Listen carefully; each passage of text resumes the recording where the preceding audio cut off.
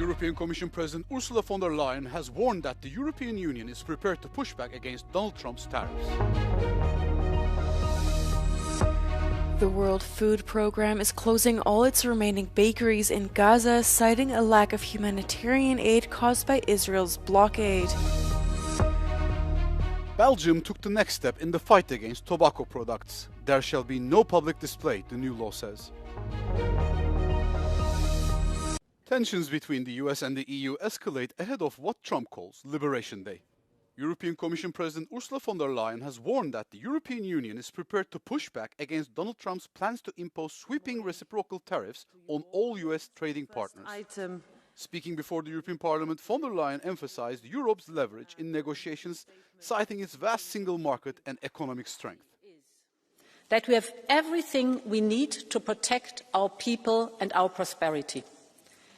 We have the largest single market in the world. We have the strength to negotiate. We have the power to push back.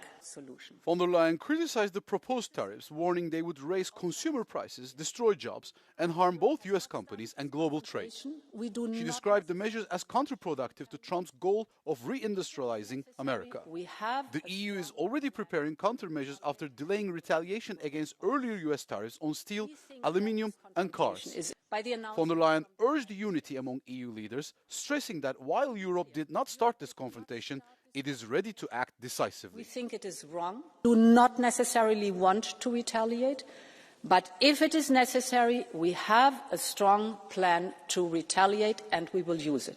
Last year, the EU recorded a €156 billion trade surplus with the US, but a €108 billion deficit in services.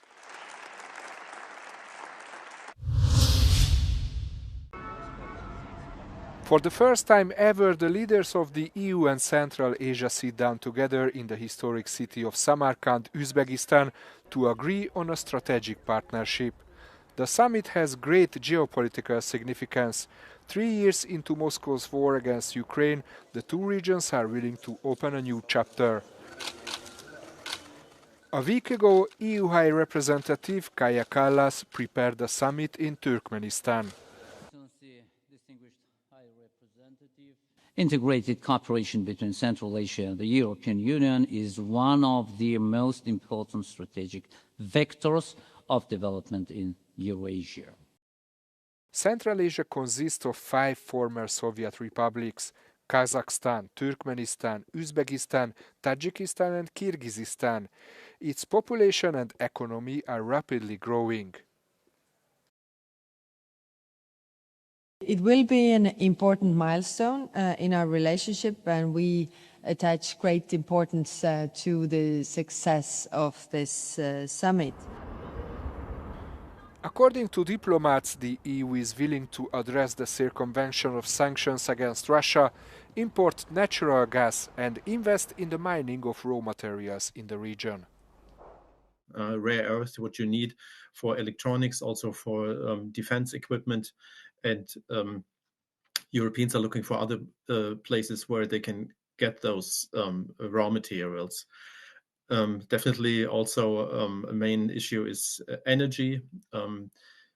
We have cut mainly our import from Russia when it comes to oil and gas. So there's always the idea of where can we get gas and oil from other places? And Turkmenistan, as an example, is one of the big gas providers. The EU is also willing to help the Central Asian region to decrease its dependence on Russia and China. That infrastructure is of the essence. And China is doing the Belt and Road Initiative in the area, expanding its grip on Central Asia, while the Europeans are trying also to offer alternatives to the Chinese Belt and Road Initiatives and investing in infrastructure as well in the area. The expert says Europe is expected to walk a fine line on human rights in the region and will raise the migration issue connected to Afghanistan.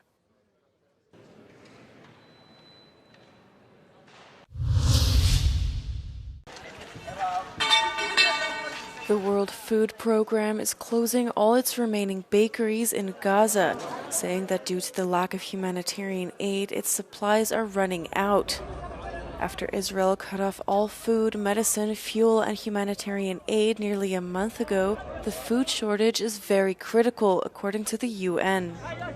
Sheer will doesn't get you to survive when we see breach after breach of IHL, breach after breach of restricting aid. So this can't fall from the world's attention and conscience, because we are seeing unprecedented breaches across international humanitarian law. Israel said enough food had entered Gaza during the 6-week ceasefire to sustain the territory for a long time, an assertion the UN chief spokesperson called ridiculous. Aid workers warn of a catastrophic surge in severe hunger and malnutrition. A powerful storm hit the Greek islands of Paros and Mykonos on Monday, triggering widespread flooding and prompting authorities to close schools and impose a ban on all traffic except emergency vehicles. Heavy rainfall in Paros' main towns of Parikia and Naousa caused floodwaters that surged through streets, carrying cars and debris past whitewashed buildings. Authorities on Paros said 13 people stranded in the storm were taken by firefighters to their homes, adding that no one was reported injured or missing. On Mykonos, where the flooding was less intense, excavators were used to clear a path for floodwater, and it gushed past seafront cafes and restaurants.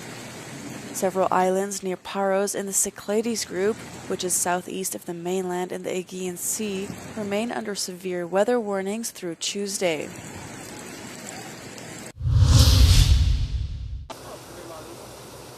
Military personnel from 12 NATO countries began an annual naval exercise led by Romania in the Black Sea and Danube River Delta this week.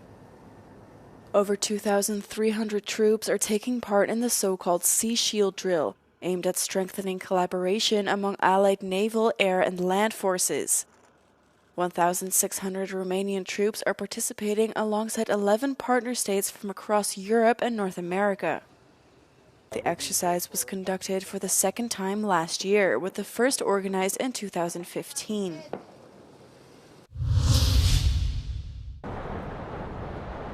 Tourists and residents have been evacuated after a volcano began erupting near Iceland's famous Blue Lagoon. Flames and smoke shot through the air as the volcanic fissure opened near the town of Grindavik, where dozens of homes were evacuated. As sirens sounded, the nearby Blue Lagoon geothermal spa was also emptied. Local officials confirmed significant tectonic activity in the area, as the magma flow was accompanied by an earthquake swarm. Belgium has implemented a new regulation this week banning the display of cigarettes and other tobacco products in shops. The measure aims to reduce the visibility of addictive products, hoping to curb impulsive purchases. Under the new rules, supermarkets and stores larger than 400 meter squares are prohibited from selling cigarettes altogether. This initiative is overseen by Health Minister Frank van den Broek. We have it in French. And so our ambition is to stop this killer. And our ambition is to have a smoke-free generation by 2040. The campaign already began on January 1st with a ban on disposable e-cigarettes. Shop owners were left to find their own solutions to comply with the law. Some opted for makeshift plastic curtains, while others installed sophisticated shelves that light up when opened. Jenny van Varenberg, a press and tobacco shop owner, expressed frustration over the lack of government support. C'est embêtant parce qu'ils n'ont pas fourni le matériel. Ils auraient pu nous fournir du matériel nécessaire et correct, voilà. Puisqu'on reste les seuls éléments qui vont vendre du tabac, qu'on respecte bien les règles aussi de vente à quelqu'un qui a bien l'âge. Donc je trouve qu'ils auraient pu faire un effort, même s'ils n'ont pas d'argent. Mais moi j'en ai pas non plus. Public reactions have been mixed. Smokers like Madak Shatani, a Brussels student, remain skeptical, arguing that hiding products won't break the cycle of addiction. Moi, je pense que c'est pas forcément une bonne idée parce que c'est des addictions et dans tous les cas, les gens n'arrêteront pas du jour au lendemain parce que ça ne sera plus vu dans les magasins. The next phase of Belgium's anti-smoking strategy, a proposed ban on smoking in public terraces, is still awaiting legislative approval.